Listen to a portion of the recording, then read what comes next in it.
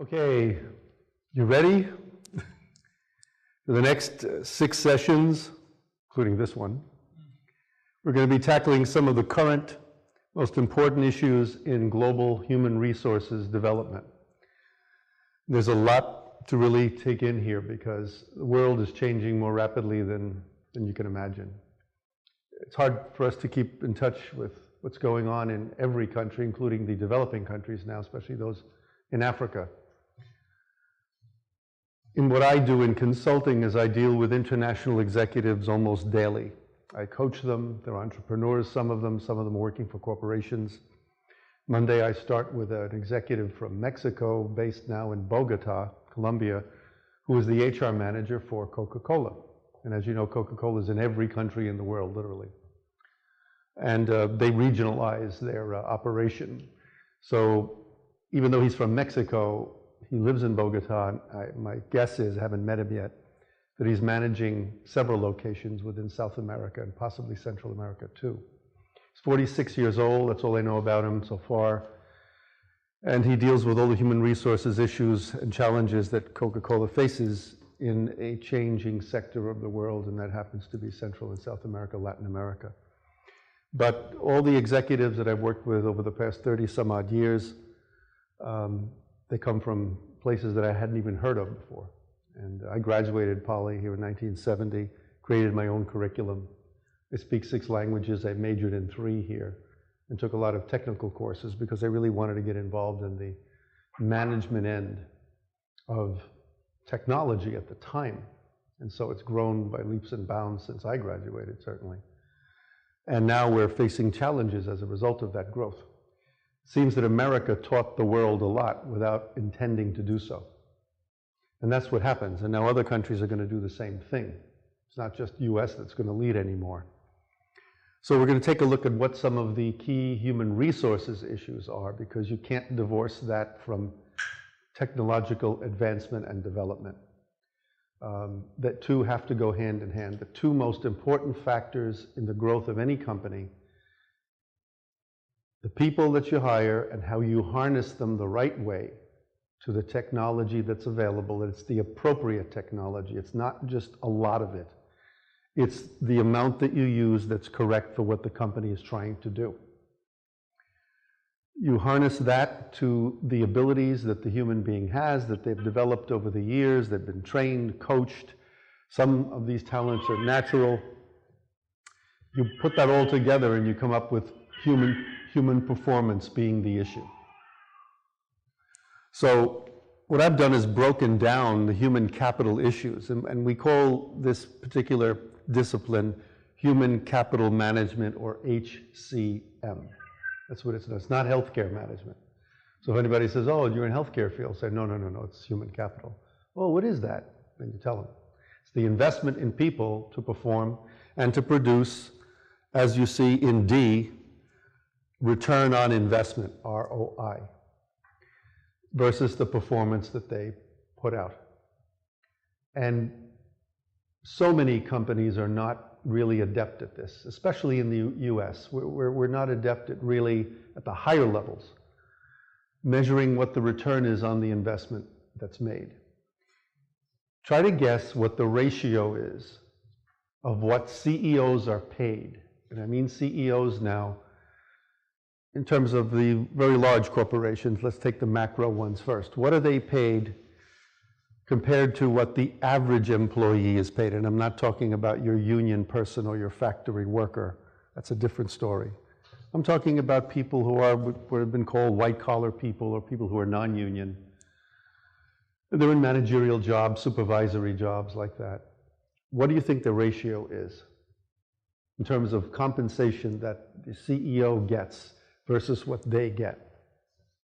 A lot has been made about this in the past several months. We call it the what? Salary gap, or the compensation gap. So what would you say? Yeah. From my past courses or lessons, what I've heard, it's like in some cases where I've heard of Zappos in one situation, the CEO makes up to like 50 grand per month, or per year, and then there are people who make more than him. I've heard of that. And in some cases, I expect, like, there are cases where CEOs make more than people who are working. And then there are equal opportunities also where CEOs and the other people are also given the same salary. Okay. So I could not say it's more 1:1 or 1:1.5 or 1:0.5. But there's a huge variation in salary where you take from -0.5 to +0.5. I'm talking about the US right now. Yeah. This is not worldwide, I'm talking about the US. So in the case of Zappos, I heard like that's where like CEO makes less than what some of the other employees make. That could very well be true, yes. And I have no idea about the others. Well, back in the 1980s, I can tell you what it was in Japan. The Japanese CEO only made 7 times more. Now, this is 30 years ago. Since then, looking at America, the latest figure that came out just last week, it was a Wall Street Journal study, and I think the Conference Board did the same one, and it came out almost the same. The CEOs in the large companies make 237 times more. 237, that's the highest ratio I've ever seen. The greatest disparity ever in the history of this country. I don't know any other country that has anything like that unless you want to include the Arab sheikhs and their oil, which I don't really count that. It's a whole different story. They're self-employed, by the way. That is amazing. So this disparity is real. Germany doesn't have anything like that. The UK doesn't have anything like that. Brazil certainly doesn't. I can remember back in, it was the early 80s, maybe 80, 81, the Nucor Steel Company was a steel company in North Carolina, headed up by an individual called, his last name was Iverson. I'm trying to remember his first name. It wasn't Don, it was another. And so Mr. Iverson, at that time when we were in that recession during Reagan's first term, steel business was doing very badly, having a bad time. They were closing the iron mines, steel factories were cutting jobs. It was really bad. International competition was too strong. South Korea was moving very, very well. They were the 5th largest steel producer in the world at that time. Japan also was producing good steel, and so was Scandinavia, including Russia. Iverson said, we're going to have to reduce our salaries, but I will not lay anybody off. He took the biggest cut of all. He took 51%. And a person who was making $15,000 a year only took 1%. It was done in a very fair way. So you can see that that gap wasn't very large, and he managed to maintain the employment of people until things got better. It took some years. Iverson was given a special award. In fact, he appeared just a month ago in one of the major business publications. And I remembered that article that came out in Business Week, and I said, this guy is really something. That really shows what a leader's like, and especially looking at the international competition he had. There's plenty of it. Steel business is very, very competitive now. Finland was one of the major producers of steel going back 50 years even. And then they started to wane a little bit as Russia came up, and Sweden was producing more steel, and then Finland got involved in high tech. They were the only Scandinavian country that really took a lead. Nokia was the company. Now it's come back through Microsoft's acquisition, and now we're going to see what Nokia can do. Are they going to come up with innovative stuff? What are they going to do? How are they going to pay employees? Who are they going to get in terms of the talent pool and all of that? So that gap is real, and we also have what's called the talent gap now. In the United States, many of the talented people who should be leading companies and should be working in the kinds of positions that lead to growth in the company, creating new products, expanding services, they're not working for these companies. They're detached.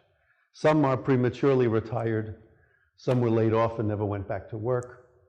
And so what happened was it left the company with a lot of mediocre people, not that well trained, people who were not ready for promotions, but they were cheaper. And as a result of that, a lot of the international institutions, companies, they took advantage of this. They weren't going to do that to their people. They were going to get the best talent they could, send their people to some of the best schools. And as you know, in Europe, they'll send them to the London School of Economics, INSEAD in France, some of the top schools in Switzerland and Germany.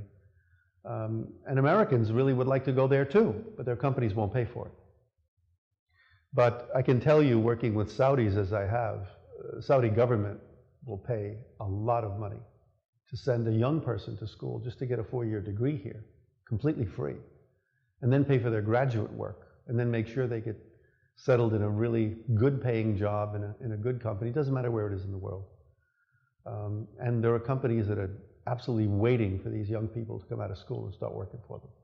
And yet many of the Americans don't know where to go.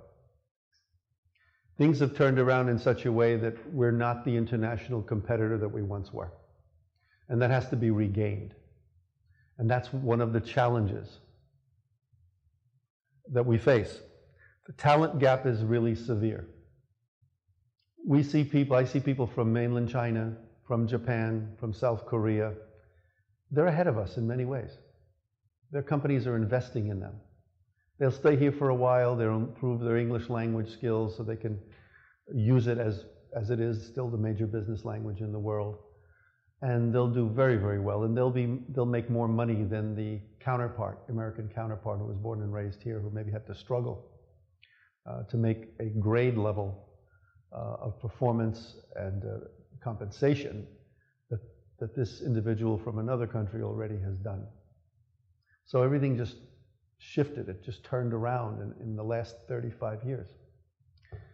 And so now we're faced with, well, what do we do? How do we make alliances with other countries? How do we take advantage of what they have to offer, and can they take advantage of what we have to offer? How can we develop joint ventures, partnerships on major projects? Brazil is now inviting other countries to come into their country to create projects that will improve their communication system. China's already working with them on that. The Canadians are also working with the Brazilians on a huge mining project through the largest mining company in the world based in Brazil.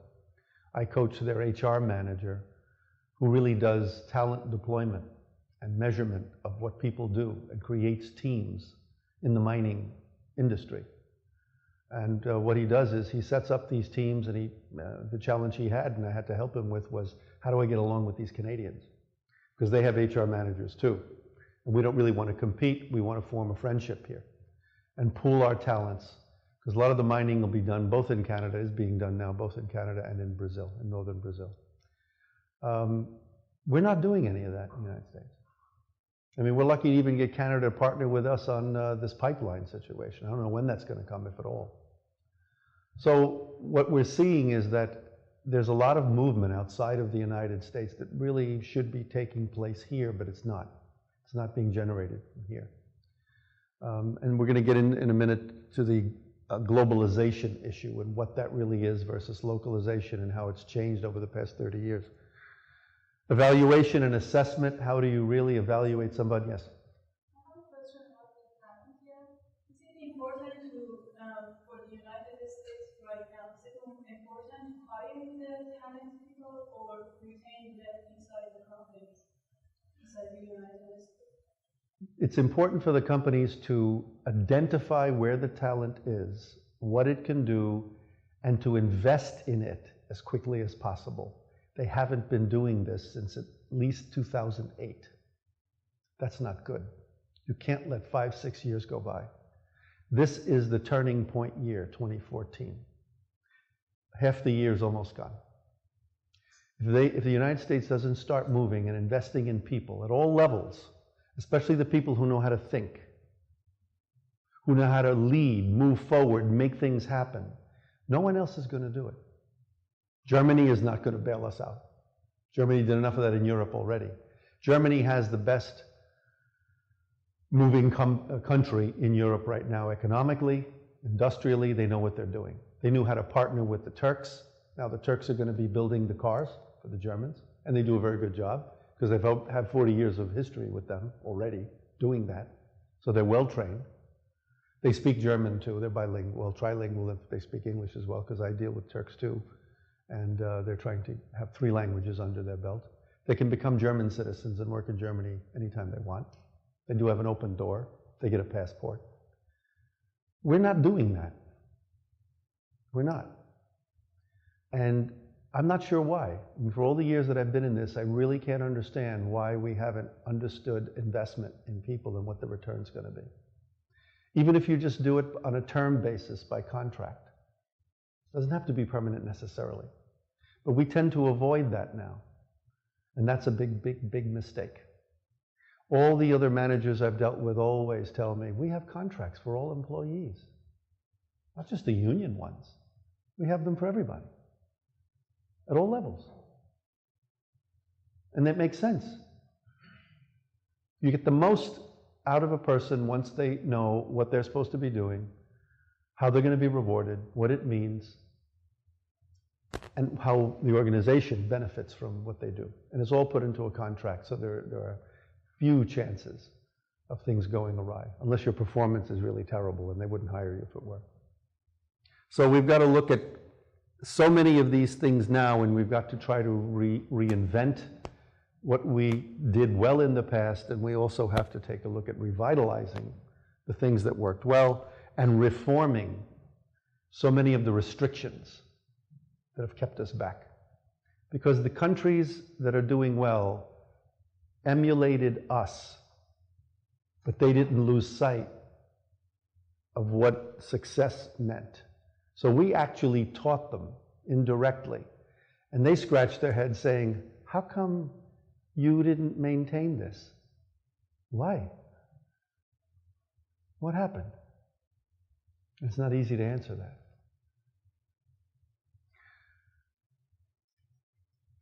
Return on investment versus performance means how does the person's job really affect profitability, the gain of something, the building of something,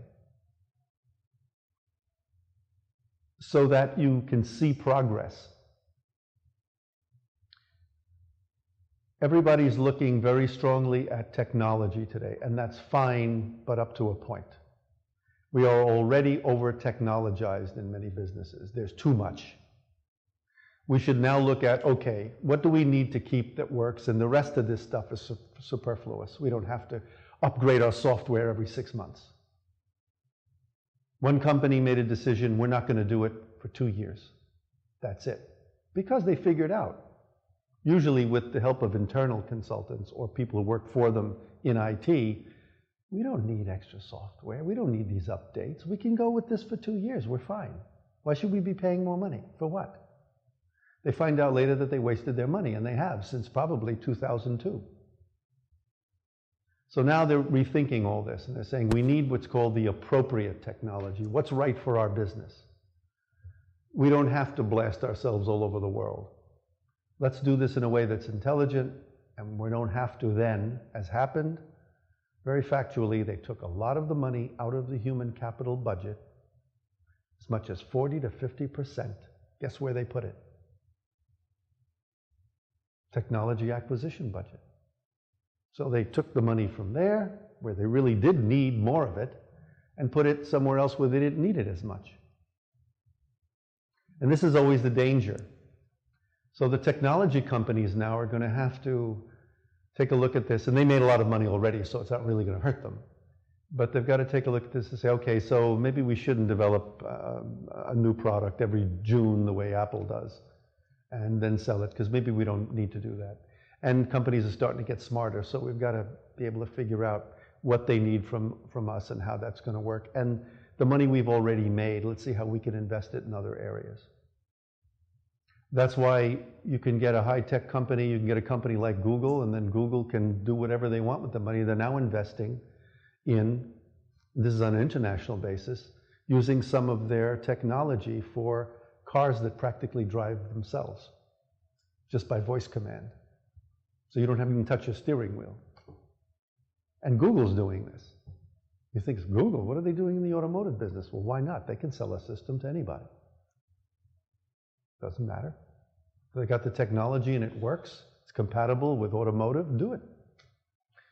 Good idea also to improve the technology in aviation, commercial airlines. We need that really badly.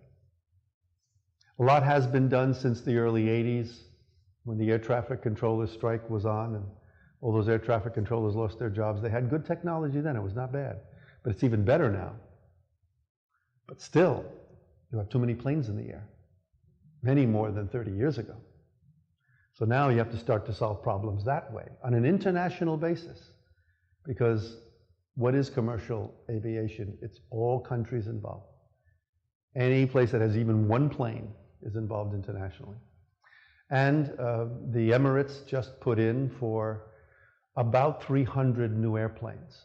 So they commission companies, countries that have aircraft manufacturing to create new planes for them. Why? They're going to be expanding their own airports, and they're going to be making trips to places they never made trips to before. So what that's going to require is they need more personnel to help them. And if you watch the way they do things, the way they hire people, they're very intelligent about this. They learned a lot from the British and from us and from the Canadians. So this whole idea of this global human resources has taken on proportions that are just sometimes too hard to comprehend right away.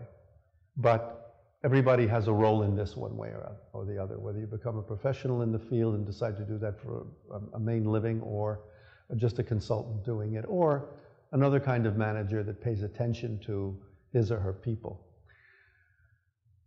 Compensation, as I mentioned before, yes? We're talking about investing the money from human capital and then investing it somewhere else.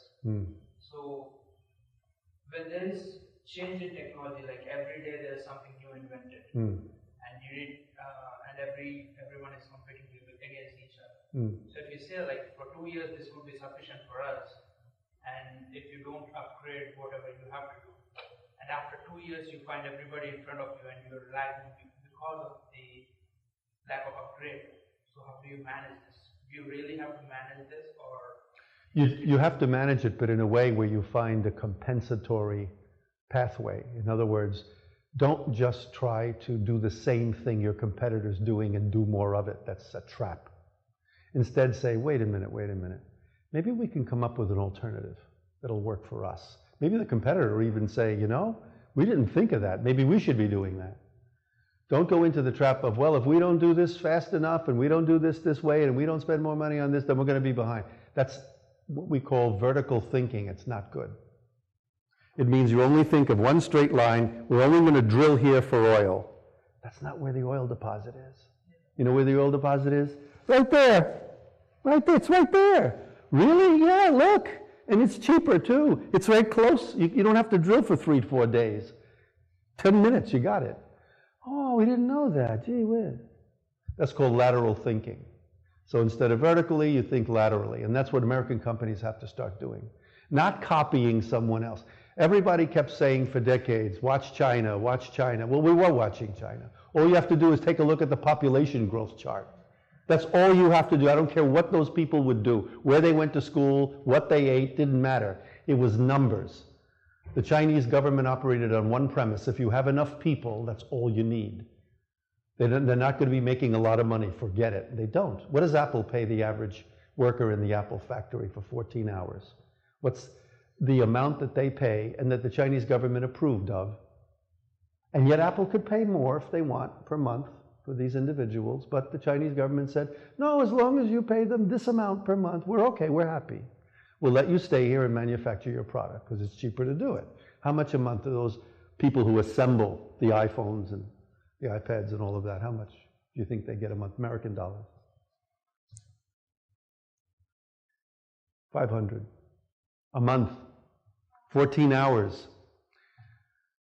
I had in one of my classes recently at Poly an individual from Beijing, very nice young man, and we were talking about how many suicides were occurring in China because of overwork and people still not making enough money, and it can become torture.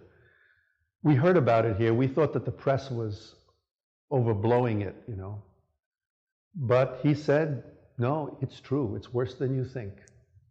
And he's right there. He lives there. He knows, and he's a consultant. And I said, well, tell me more about it. And he said, Some of them are absolutely, they're disappearing from work. Some of them are killing themselves on premises. They take a poison. You think they're going to lunch? I said, well, what's being done about it? Nothing. The government has to take care of it. It's not up to Apple to do anything about it. There'll always be a replacement. Why? Because of numbers. So we've been, looking at this whole thing. Oh, China's going to do this and that. And what are you supposed to do? Stop them? You can't stop them. Instead, you have to find a better way for yourself. And then try to make some deals or arrangements with them, like a kind of joint venture type thing, as Apple did with the Chinese government. Chinese government said, we're fine, just pay us a certain amount of money of your profits. You can keep your factories here, and you can manufacture that stuff for about 50% less than it would cost you if you did it in the States.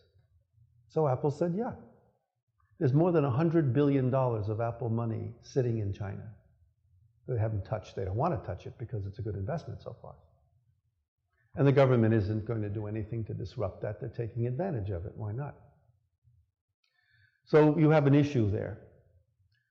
Brazil, when Lula was president, he made some very strong moves. He didn't want corporations to take advantage of the Brazilian people who were working for companies. And with this mining company that I talk about, Lula made sure that he put into the Constitution the power of the president of the country. In their Constitution, the president has the right to fire any top executive he wants from any private company, and the government, if he wants to also. That president has a right to do it. In our country, our president does not. And there's a problem with that, because too many of these CEOs, they can play some tricks. They do things that aren't, I would say, not illegal necessarily, but they're unethical. We have no protection against that. We say we're going to, put them on trial and that nothing's happening. Nothing's happening. The Attorney General is not doing anything about it. We know that.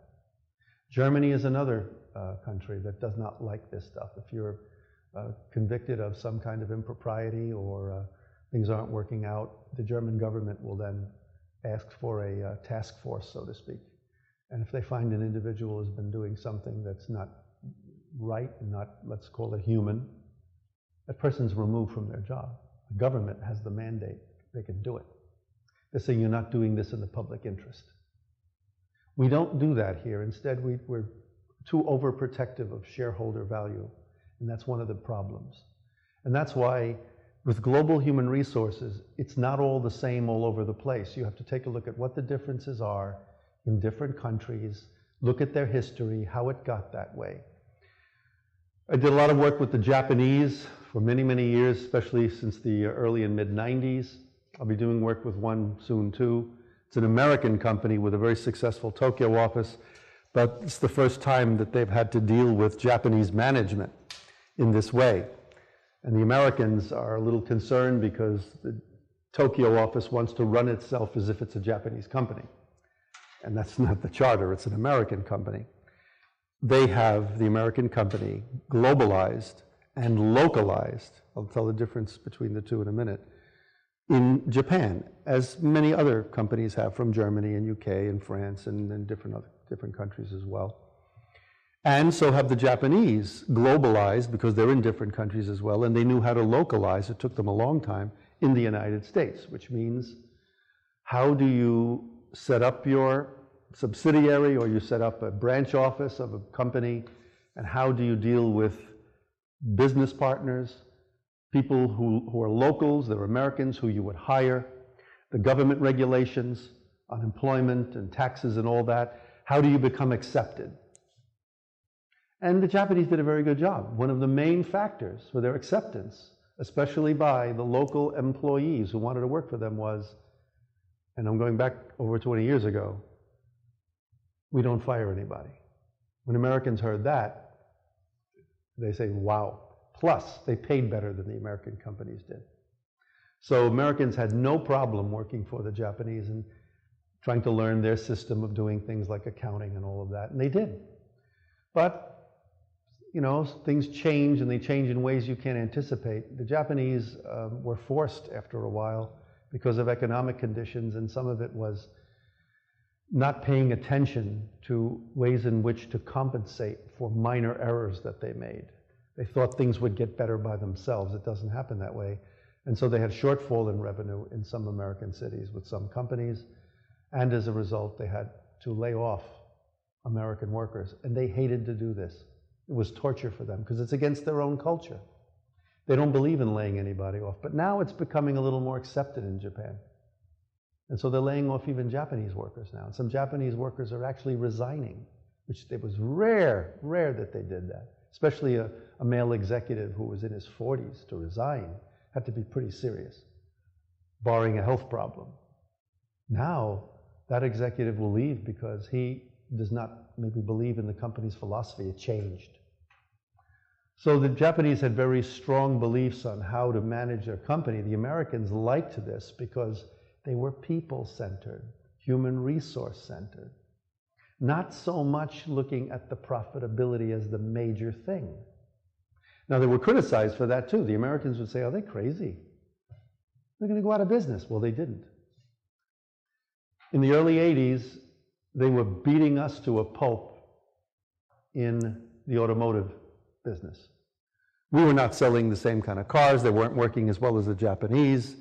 And the automotive industry in Detroit was a mess, absolute mess. And these executives from Chrysler, from Ford, from General Motors, all the top companies invited 10 Japanese top CEOs to come to Detroit for a few days to give some talks as to why they were so successful. And one man, I forget his name now, but he was in his 60s. He headed up, I think it was Honda, and he said, "Let me first say," and they all spoke English perfectly, no translators or interpreters were needed.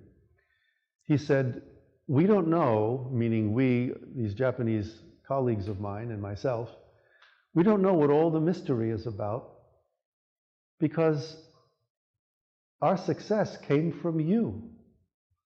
We learned what you did and we just, I guess, did it better." That was all he said. And he was very serious. He was not joking. And, you know, I remember the camera panned to the American executives sitting in the audience, and they're sort of like their eyes open and they're like shocked at all this. That was a lesson to be learned, that we were not, we call it minding the store, meaning paying attention to what the Japanese were learning from us and what they gleaned as being the most important thing, and we didn't see it as the most important thing. And that had to do with make sure that you take care of the people who produce the work. In the automotive industry, they are very important. It's not all machines that do this stuff. You still have to manage a machine, even though a machine might screw bolts into a certain part of the car because the human strength isn't as good as a machine. But the managers and the supervisors have to keep a watchful eye on the quality control. What's just happened with General Motors over a month ago? They have ignition problems, a safety issue. And now there's a couple of other things wrong too, and now a Japanese company is even having that problem. Something is slipping here. What's going on? The technology can't be worse. Could it be worse in car manufacturing? I don't think so. The supervising is not so good. That's it. It's the human factor. Yeah. It's not the technology. The machines, the tools are better. They're more refined. They're more accurate. It's got to be the human factor. It has to be. They're not using substandard material to make these machines that drill things, screw things, tighten things, all of that. So what we're seeing now is there's a problem. Either they're working too fast to get things to market. Same thing happened with technology. If you think that the desktop computer that you found in most businesses in the late 80s, whether IBM came out with it, or Xerox came out with it, or Burroughs came out with it, and Burroughs Corporation was around a long time ago, they were not 100% correct and perfected. There were a lot of flaws with them. There were certain things that were not user-friendly. So why were they made to have these gaps? Well, there's one reason why. Oh, if we don't get this to market, tomorrow there's going to be another company, maybe from Scandinavia, that's going to come and go into the market right away, and then all of a sudden, we're out. The door's shut in our face. That's what they believed. That wasn't true. But they said, let's get it to market first. Then we'll worry about taking care of all the glitches and all the gaps and all the... And so what that really creates is a setback. And it creates something where you're losing the real grasp of, do we have the right technology? Is it appropriate? Well, it wasn't then, but it was made to appear as if it was.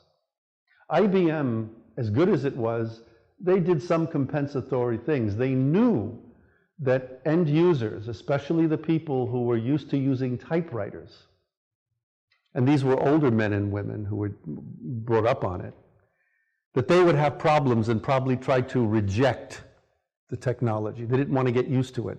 So what did IBM do that no other company did? Remember, they're an international company. They're very smart. They said, we will have a private tutor come down, not just give you a manual to read. The manual you could have as reference, and it was very good and easy to read. But that person will sit with you to cover every single fear you have, or puzzlement about how to do this, how to do that, what is this, too much stuff, and make you feel comfortable with it, and work with you right next to you for a whole day if need be. No extra charge. Smart move. That's why IBM was the user-friendly company. In all countries, Japan loved them. Japan embraced IBM so much it was absolutely amazing, and they still do, even though, yes, the company has changed. But when it was at its premier level, Japan saw the way IBM did things and said, oh, this is comfortable for our culture, we like it. We're going to use IBM technology. And that's what Japan did.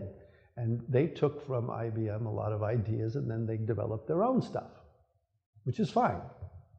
Samsung now has really a chance to pull up in the lead on many things. They're very good. They learned from the Japanese, they learned from us, they learned from the Germans, they learned even some things from the Chinese. And now, if they want to, even though, yes, they lost a court case, but it's not going to mean much, Apple is afraid. Apple would rather do a deal with them to say, wait a minute, maybe we shouldn't compete like this. Let's help each other out. They did this a couple of years ago. But Samsung, you know, they look at this and say, but we have a better technology. Why are we hiding it? Of course, you shouldn't hide it. They just have to know how to market it better. And I think they will. Samsung name is a brand name. It's known all over the world. So many people use it. If they can pull ahead now, Apple is going to have to take a look and say, maybe we should cancel some of the things we decided to work on for 2015 and 16. I don't think we'll make too much money out of it. We better stop. Rethink. Deployment. That means, are you put into the right job? According to your skills, according to your knowledge, according to your experience. Are you being put into the right job that reflects the best of what you are? Are you comfortable with that? What does your productivity look like? And by the way, when you hear about productivity, always question the definition. Because productivity has to be explained.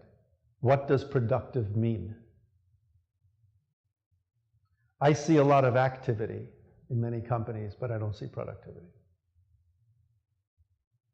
A post office worker is productive if he or she has to sort mail, let's say it's 2,000 pieces a day, and does it by hand. Let's say they don't even use a machine, and they get accuracy up to 99.9995%. No mistakes except for maybe one minor one. Then they're productive. Why? Because what are you measuring? Accuracy. Make sure this mail's going to the right place. It's being sent to Florida, not South Africa. And human being does it. Could a machine do it too? Yes, and we know that the machines were built to do that. But the real productivity is, does the system work with the human element? That's the productivity. It's not even how many pieces. It's, are they all in the right place, going to the right place? Are we getting the effect that we designed, that we thought about? out of this activity. That's what productive means. If you're paying a CEO $10,000 a day, and that CEO gets $10,000 a day, we'll say you average it out how much the person's getting, and that CEO has a Thursday where he did virtually nothing. Took some people to lunch, really didn't get too much done, didn't make any phone calls, didn't make some decisions he was supposed to make, procrastinated. Is that worth $10,000? Has to be compensated for. So I don't see where there was any productivity that day. How do you measure the productivity versus what return you're getting? What are you really producing? And that's what we have to look at. When the Germans gave productivity schedules to the Turks to make the automobiles, getting them from Turkey to Germany to live there. There were no manufacturing plants of German cars in Turkey, but there are now. They made sure that these Turkish people were well trained, they were good mechanics, they learned all about the Mercedes-Benz, the Audi, all the top cars, and that whatever they did on that car, if you were there just putting the screws in for the tires and stuff, make sure it was done absolutely correctly according to specification. Then you were productive, you were worth every penny. And that's just a person who works on an assembly line. They repeat the same thing again and again, and that's fine. And they should be paid well for it because, look, it's done right. Passed inspections, perfect, no problem. And for people who don't do those kinds of manual jobs, but do the think jobs, come up with a new idea, an engineer that has to come up with a bypass system, we'll say on some sort of electrical energy project where they're not using as much wattage or voltage as they were before. I'm giving a very simple case I remember from many years ago. If that person creates a really good working, it's accurate, a bypass system that lowers the probability of any mishaps, blackouts, whatever, that person's worth a lot. So it took a few weeks, but as long as he came up with it, that person's worth a lot of money for what they're doing. They figured a way to do it. Other people didn't know how to do this. That's where the talent really lies. We are losing it day by day in this country, and it's going to other countries. There are some Americans that want to work for other countries because those countries will compensate them for the knowledge that they have. There's a missing piece, and this American could probably provide that. This is real. America doesn't like to talk about these things. They keep that quiet. You don't see it in the press very much. In the British press, you do. The British will talk about anything, anywhere. They don't care. That's why I like to read the Financial Times every day. See if you can pick that up, get that publication online, whatever. I'll be reading, after one of the breaks, I'm going to be reading a simple article.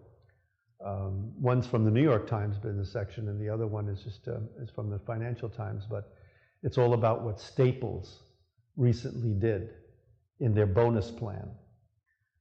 Something that I find some good points to, but they were heavily, heavily criticized for doing. And I'm glad they put this article out there because it shows you the sentiment that a lot of the companies in America have towards how people are really compensated for what they do. They're trying to hold back on giving bonuses. There are companies that say, we're not doing any bonuses this year. We didn't make any money. Well, whose fault was that? Really, whose fault was that? It had to be a decision. Had to come down to decision makers. Had to. Somebody screwed up somewhere. Don't blame the shareholder. They're just buying investments. It's not their fault. They don't even have a choice to say anything on policy. They should, but they don't. So I'll be alluding to that in a little while. And then, G, pay a lot of attention to this because it's something you have to know. There's no avoiding it. Acculturation, what is it? What does it mean? It's been used a lot. It's a sociological term, really. It's not a business term, but now it's been adopted by business because of globalization. What is acculturation?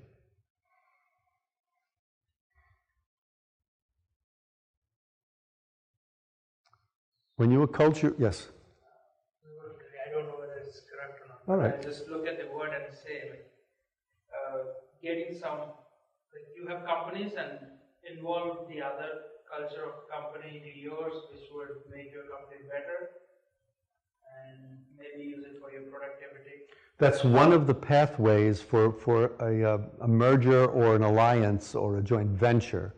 But acculturation, looking at it from the outside in, is where you acclimate to, you start to accommodate the culture that's not yours by understanding how it works, picking up some of at least the language, if not more proficiency in the language, understanding the history of that particular culture, how did it evolve into the industrial world.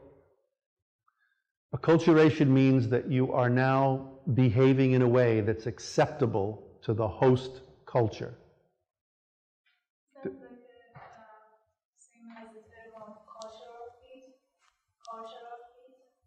Cultural cultural fit. fit? Yeah. But the cultural fit there could be just the culture of the company in itself. There's all Americans working for the company, we'll say. Nobody from another country. But not every American believes the same way about the philosophy of that company. For example, there are some people who don't believe in the philosophy of Johnson & Johnson. And they're all Americans. So some Americans might say, you know, I don't want to work for this company anymore. It's not a cultural fit for me. The corporate culture, that's what that is. But we're talking now about national culture. Like Japan versus US, two very different ones. That's been examined for 40 years, more even, what the differences are. What made Japan so successful when they actually took a lot of our culture and used it in their own. We didn't take from them, we should have. If we had, we would have formed alliances with them much sooner, much sooner. American industry would have been better for it, didn't do it. The German corporate culture is better than the American one in terms of fairness to employees, really understanding what employees should get for what they do. They really pay a lot of attention to not overburdening their executives or even just, workers at the lower ranks. They know what it takes for people to feel good about what they do, give all of their energy that they want to, and feel that they're working for the right organization. It's a whole different philosophy. And it's amazing that the Turkish people they acculturated to the German automotive industry very well. Otherwise, the Germans would not have kept them. They would have said, no, this is not working. So I give them credit. The Turkish people were really smart about this. They took advantage of an opportunity, which was really good, where other countries didn't want to do it. Now the Polish are trying to do it. Germany has allowed Polish people to go into their country and work for them. All you need is your passport. And you can get a job in Germany as a Polish citizen. You don't even have to have, the equivalent to a green card or work permit. I think that's great.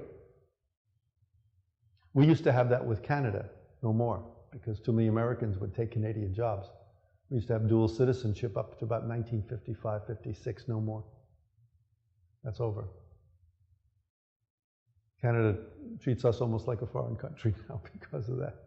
They say, no, well, to work here, you got to do all of these things. It's easier for someone from Europe or South America or Asia to work in Canada than it is for an American. See how things have changed? And a lot of it is because of countries that don't learn quickly, that don't bother to learn and figure things out from a human standpoint. Those countries are going to be behind. They're going to amass a lot of problems and create a lot of discontent. Why should the unemployment rate be so high in America? Even Donald Trump thinks it's close to 20%. I was shocked to hear that coming from him. I know it's probably close to 14%, not what you hear. What you hear is not the truth. Why should it be so high? Are Americans unemployable? No. I was talking to one of these American guys who works in the library, security guard, and I was asking him what happened in the past. He was telling me that Americans have a lot of ego. It's true. That they don't want to show. It's true. And they should be like somebody who sets the path. That's not true. like who wants to learn from others. That's right. So that's where they think they're ahead, but somebody else is accumulating the knowledge from them, and then they are taking all this and then getting back to their own countries. That's correct. Take for me, like I come here, learn whatever I have to, get back to my country, do whatever. Yeah. And I grow bigger than Americans. Yeah. That's really true. It's really true. That's going on. We don't invest enough in education to connect it with actual career development. We don't establish a system that's a real pathway. Not just, well, you're on your own. You want to go to Harvard? Fine, who cares? Come on. Instead, it's got to be, we're preparing you for these kinds of things if this is what you want to do, and if you don't, you can make a change. But the fact is, once you leave here, probability is you'll wind up somewhere really good out there. It's not going to be where, well, so you have a nice degree, so what? What can you do? Well, don't you have any kind of acclimation training program? Well, we had, but it became so expensive that we're really not doing it much anymore, or we only do it for maybe 4% of the population. GTE, do you remember that company? It's no longer around, but GTE, General Telephone and Electronics. They were a competitor to AT&T and a few other companies. This was a company that I never forgot. They were, their headquarters in the East was in Stamford, Connecticut. They had an opportunity to create a learning center in Norwalk, Connecticut, only about a 15-minute drive from Stamford. It was a religious center. Episcopal Church had about 62 acres of land. And church land, as you know, is not taxed. So GTE found a way not to pay state tax in Connecticut on that land, even though they were a private corporation. They found a loophole in the law that the land was leased by the church for so long that they had a deal going on. So probably until 2030.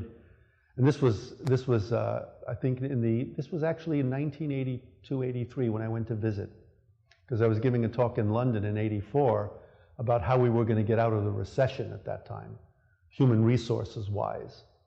And so when I visited this center, it was absolutely amazing for its time. It looked like something out of a James Bond movie. Now we have these screens that come down by themselves. Well, back then in 1982, 83, it looked like magic. You press the button, ooh, look at this. And all these television sets, monitors all along the wall. Now you see them everywhere. In the taxi cab, you see them. But back then, it looked like a James Bond movie, It was almost like a resort, this learning center. GTE had 200,000 employees all over the world. This center was only for 2,000 of those 200,000. The top executives, just for them, from all countries, every country they were in. And I went in there, it was June no, it wasn't June. In fact, it was June of 1983. Because in 1984, June is when I gave this presentation based on a paper I did on the center in London, telling the people in England, look what US is doing. One director, one assistant director. 120-room motel by Marriott was on premises. Basketball courts indoor, a track, swimming pool. Rooms like this for learning, but with all what was then the modern technology. And I was impressed. And they had a library of all kinds of books and papers written by people from every country, all translated into English. And I asked some questions. I said, well, this is fantastic. I wish all companies had something like this. What made GTE want to do it? And he said, well, we decided if we're going to become a major competitor in the type of technology that was around then, because GTE also made telephones. They were actually working on the cell phone back then. Back then. It didn't come out until 7, 8 years later. But they got into some problems. And so I said, well, 2,000 executives, well, that's really something. He says, yeah, but it's for them, but they're not taking advantage of it. I said, what do you mean? We don't even fill the classrooms. I said, you mean this space remains empty a lot? He goes, oh yeah. 6 to 7 months a year, nobody's here. The day I went in June, they were vacuuming the floors and cleaning the place. I thought they were closed for the summer. They weren't. I said, but what's the problem? We don't know. The people are too busy. They don't have time to spend 3-4 days here. So I gave them an idea, and I said, look, why don't you do what American Airlines does? When American Airlines created their flight training center in Dallas-Fort Worth, where they still have it, and the flight attendant training school in this big space, they bought it for nothing. It was really great. They don't use it all the time either, but they allow, at that time, 35 other airlines to use their center and to pay for it, to train their personnel. That was a smart idea. So American Airlines Learning Center, if you were in Frontier Airlines, a small airline, and you said, I was trained at the American Airlines Learning Center, ooh, really? Wow, we want you. Come. And including foreign carriers. Lufthansa didn't need it, they had their own. But Lufthansa could use it if they wanted to. American Airlines would do the deal. So I said to this guy at GTE, the executive director, I said, John, why don't you lease the space to other companies? IBM has its own, but they're not far from you. They're in Connecticut too. They're in Valhalla also, not far. I said, why don't you, and he said, that's an idea. And I'm thinking, you had to think of that. You would open a hotel and nobody is booking the hotel and you don't open it to the public for paying by the day for meetings, or conferences, to corporations. Get them to come. Even if you're not getting hotel guests, you want corporate events, something.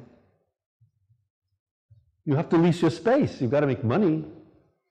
So the point is that GTE had a great concept, and I saw it in reality. It was there, it was real, it was working, technically, but they couldn't get the people. Why not? Maybe it was because of the recession that was on then, which was pretty serious at that time. Started in 1980. This was 83 when I went. But GTE was an international company. Was that recession affecting the whole world? No, it was affecting mostly US and Canada. So GTE probably had no problem paying for this, and it was just for themselves, just for their own company. So I don't understand how they couldn't have thought about this before and figured out that maybe our executives are too busy and they can't be here. And they only wanted it for the top level. That was another mistake. They should have had it for just about all the levels. Let's say from lower mid management all the way to the top. So you learn a lesson. And now I wouldn't be surprised if another country picks up on this idea and creates a learning center for its own. I would bet that, although it doesn't seem financially feasible with all the problems going on with the World Cup and the Olympics for Brazil, where Brazil has these two major projects which go into the probably hundreds of billions of dollars. How are they going to make their money back? I don't know. A lot of Brazilians are protesting. They don't think it's going to work. They think it's a big mistake. That they should be looking at their infrastructure more, social issues. But I wouldn't be surprised if an industrialized country that wants to expand will do something like that for its executives, but this time invite foreign executives the same way GTE said. We'll take executives from Switzerland, France, anywhere, it doesn't matter, Japan, to come to the center. But it didn't work. Furthermore, you had Westchester Airport, and you had JFK, and MacArthur out on Long Island. Those are the closest airports. And there was one in Connecticut too, but not as big. So maybe logistically, it wasn't going to work. And you couldn't put 2,000 executives in that space all at once. There weren't enough hotel rooms. There were only 125 rooms. So you could accommodate 100 or a little bit more. It's not a problem. But that was an international venture, which I saw as a very good concept. But the problem was the throughput, actually making it work, didn't. And then GTE is not GTE anymore. It's something else. I forget what it turned into, but it doesn't exist as GTE anymore. It was probably bought by some other company. LM Ericsson, which was a Swedish telecommunications company, which is still around, they probably bought them because LM Ericsson was the most famous in Europe. Everybody was using Ericsson at the time. So acculturation means how do you get people to adapt, accommodate different culture, work in that country, produce, add something to it, give something to it. Yeah, I just took a look. GTE was bought by Bell Atlantic. Bell Atlantic it was? Was that way? Oh, that, okay. Well, that's even worse then. I thought Ericsson made a bid, I think. I remember now. Ericsson made... 20 years ago. Huh? You were bought by Sony in like the 90s. Yeah. Investment versus cost. This is the biggest challenge. In America, we still haven't learned that when you invest in something, there's always a return. With a cost, there isn't. It's just money you need because you need toilet paper for the bathroom, okay? You need light bulbs. Yeah, they give you light, but it's still a cost. It's not they're giving you light plus. Not really. And now with these new lights that they have, you know, where the wattage is supposed to be lower, but it still gives you longer lasting light or something, I don't know. They look funny. I don't like their shapes. I don't know if that's going to work. But we have to save because electricity costs went up. Why? Why did the electricity costs go up? Because there's something wrong with the dams that are producing the water power to drive the electric? What is it? What happened? How could utilities be costing that much more now? We're not manufacturing water for water power or wind power. We're not manufacturing it. We're using it. It's there. So what's costing more? There's always an excuse. We have to find a solution. So when we look at investing versus cost, when you hire people, look at what return you're going to get. Instead, the way America did it was, oh, okay, we got to pay for this person's health insurance. And then we got to pay taxes on this person working for us because the state government and the federal government, and all of a sudden they're looking at, it's going to cost us too much. Well, aren't you looking at return? What are you hiring them for? Did you calculate that? Do you know how to measure that? Not really. Well, then what are you doing? If I hire a man or woman who knows how to negotiate multi-million-dollar deals, what am I hiring them for? The return. They're going to bring back money that the client's going to give us because they like what this person said and negotiated a fair deal. And this person has the skill and the talent to do that. They're worth the money. So I'm not going to worry about the health insurance or anything like that. I'm worried about, can you give us the return? That's all I want to know. And we'll invest X dollars in you because we still make a profit. And that's the way it has to be looked at. Instead today, we're slashing costs. And costs, the first place they look is at the people. Not, let's get a cheaper light bulb. They don't look at that. They don't care. They look instead at, this person's costing, well, what did you hire them for? For what? I guess you don't need them, do you? Whenever a company gets fined, just like JP Morgan Chase, I knew this was coming. I predicted it over a year ago, and I said, watch what's going to happen. They're going to be paying maybe, I don't know, $50 billion for that big mistake they made in London, which is nothing to them. That's a little bit of money, pocket change. But they still have to recoup the loss. I said, I swear to you, and I told them this a year and a half ago, I said, they're going to start laying people off. Sure enough, that's what they're doing. They take it out of that.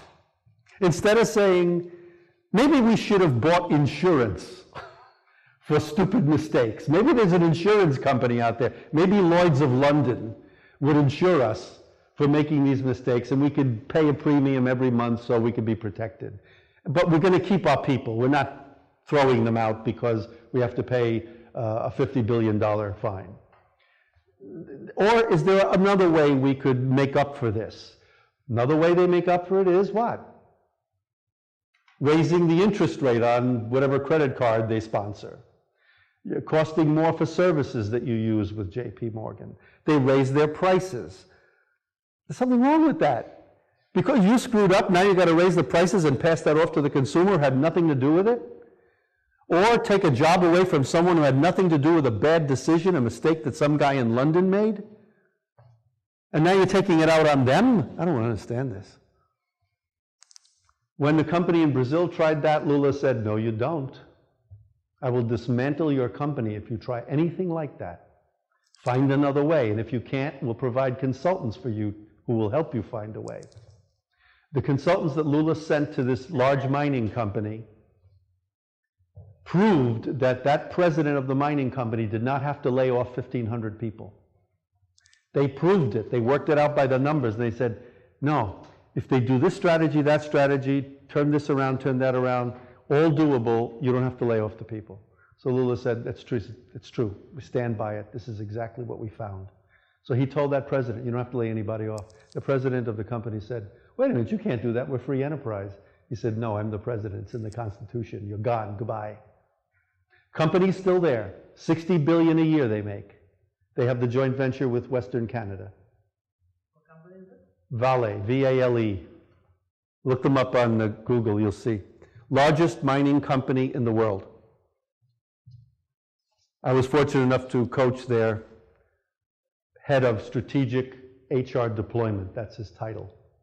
He's the one that creates the teams, people who go and do all the things that are needed to determine how much iron ore they can get from the mines, the pricing and all of this, because many countries were ordering iron ore for their own factories to make steel for what? Cars, planes, buildings. These other countries are building stuff. And here in the US, we're building stuff too, but who's paying for this? Where are they getting all this money?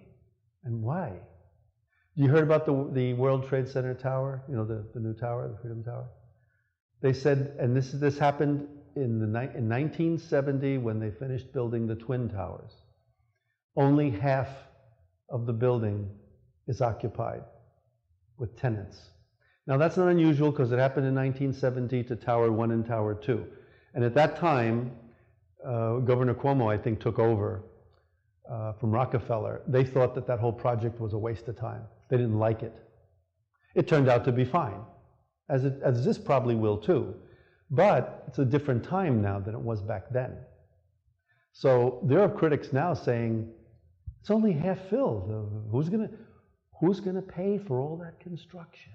If you only have 50% of the tenants in there, where are you gonna get the other money?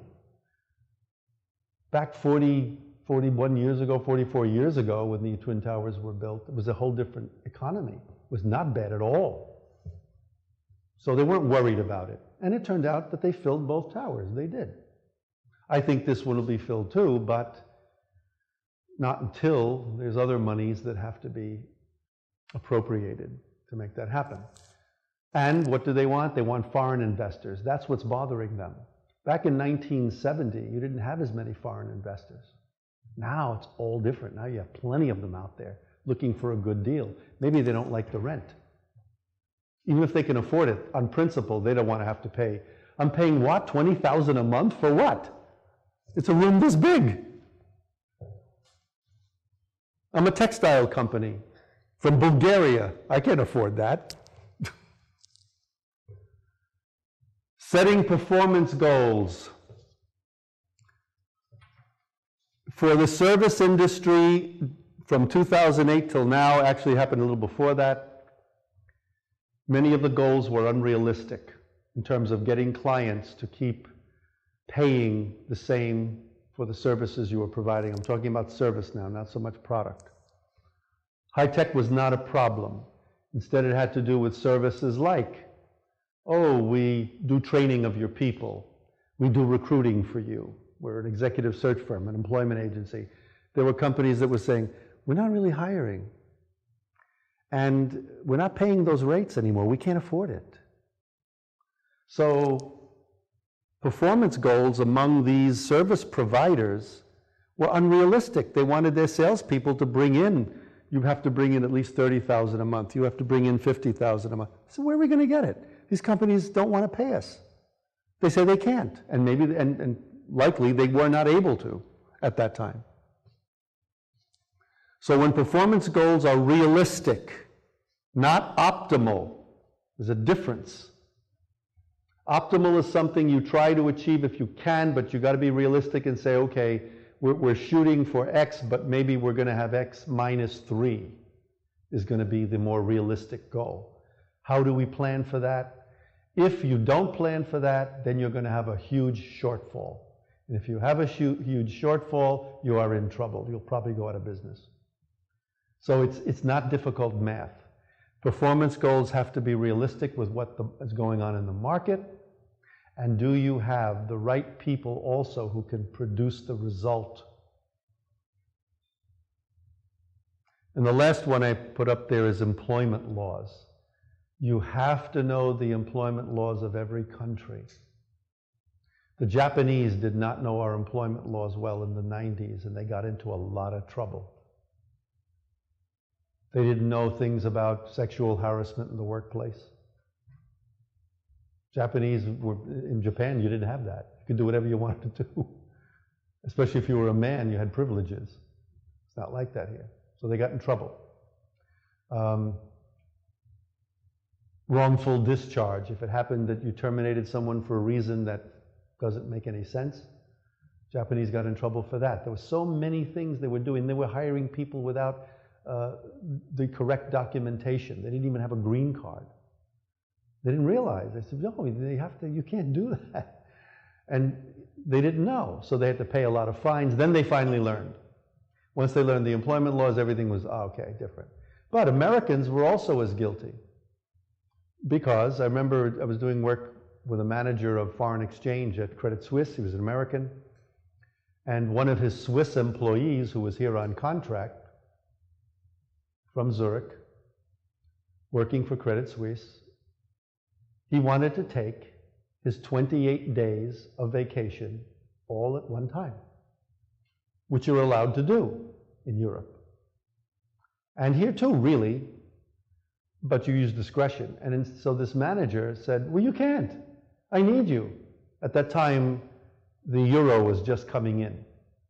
So they had to make some conversions, and reconciliations had to be done among Singapore,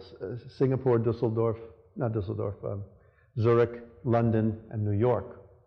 And they needed these Swiss there because they knew the technology to do the programs that would do the conversions. Otherwise, you can't do it by hand. So this Swiss guy said, wait a minute, I'm a Swiss citizen.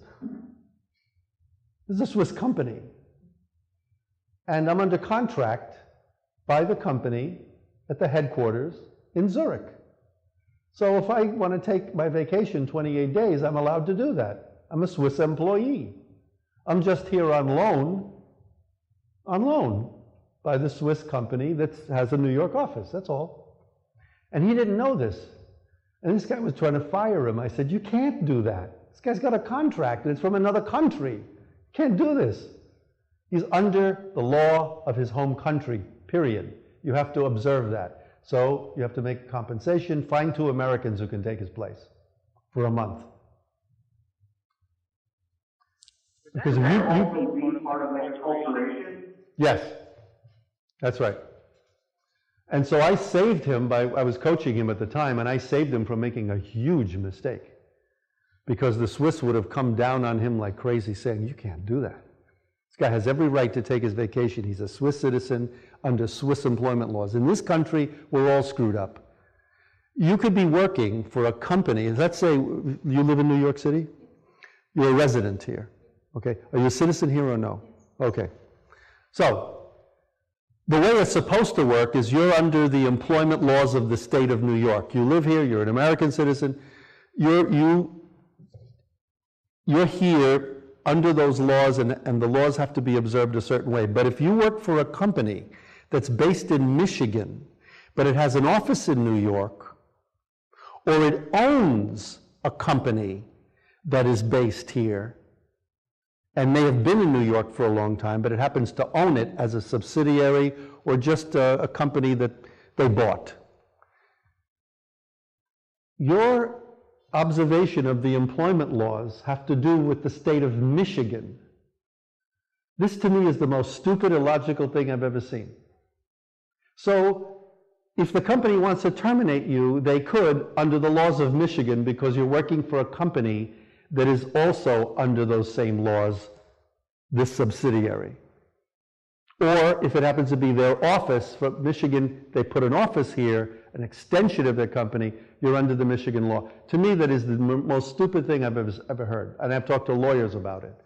And I said, well, how could that be? The Japanese, when they hired Americans, had to observe the American employment law. In state of New York, if they were here, or the state of California, if they were in San Francisco, or the state of Texas, if they were in Dallas. Each state has their own. That's another problem, too. But what I was told by the lawyer was, oh, there are reciprocal agreements made by states so that state of Michigan and state of New York have a reciprocal arrangement. They observe each other's employment laws. I said, who gives them the right to do that? Constitution doesn't hold them back.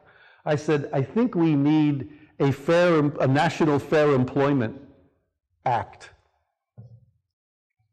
Something that would say, if you're a citizen of the US, here are your rights and your rules no matter what state you work in. If you're a green card holder, the rules change a little bit. You're not yet a citizen, so there are certain restrictions. If you're illegal, you can't do it. But it shouldn't be where another state has jurisdiction over you and you're a resident of New York. That makes sense. You're paying your taxes here, not in Michigan. So I brought up the same point with this gentleman from Credit Suisse, and I said, he's under Swiss law. You can't touch him. New York has no jurisdiction over the Swiss law. Forget it. And you're working for a Swiss company too, but are you under Swiss law? He says, no, I'm an American. Of course. Swiss observe that you're under New York employment laws. They have to observe that. You're not a Swiss citizen. If you had dual citizenship, different story, but that's becoming rare in America. Other countries have that. But we don't. It's not normal as it was before. So the employment laws, you have to know them. Some can become very complicated. You couldn't, as an American manager, terminate a Japanese here. The worst that would happen is they'd send the Japanese back to Japan, but he would still be employed by his company. If it's a Japanese company here, you cannot say, you're fired, I don't care if you live in White Plains or you live in Connecticut, you're fired. No. The Japanese make that decision, you don't. We just had a case like that with this major insurance company I was telling you about that have a Tokyo office. They fired in Japan a Japanese manager who was an investment officer, CIO, Chief Investment Officer, which was sending shockwaves throughout the company. He reported to an American here, but he was still under Japanese law. The Japanese over there were convinced, the higher managers, that he should not be working there anymore. His performance was just not good, or he disagreed with the approach and the philosophy or strategy of this global investments group that this insurance company had, which was making a lot of money. So the American got very upset and said to the Japanese, he's hurting the profits here. And I can't work with him. Even though he's in Japan, I'm in New York. I don't think he's suited for the job. And the Japanese believed him. And they said, all right, we'll take care of it. We'll remove him. But they do it their way. They may put him in another job somewhere else in another company. That's what they do, because they're very HR oriented. They want to save face, which means they don't want to look bad. The American manager didn't care what happened. If the American manager had the power, he would have said to the Japanese, I don't care where you go. Go to some other country. Go to Sri Lanka. You grow some oranges. He wouldn't care. Different attitude.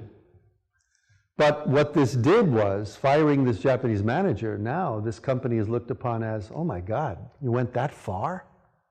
This must have been really serious. Well, I don't know if it was serious or not. I'll find out next week. But point is, something's wrong with this. So you have to know what the laws are.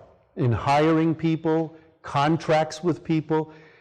United States is the only industrialized country in the world that does not provide contracts, and I mean by law, to its non-union employees. A company can do it if they wish. They're allowed to do a contract.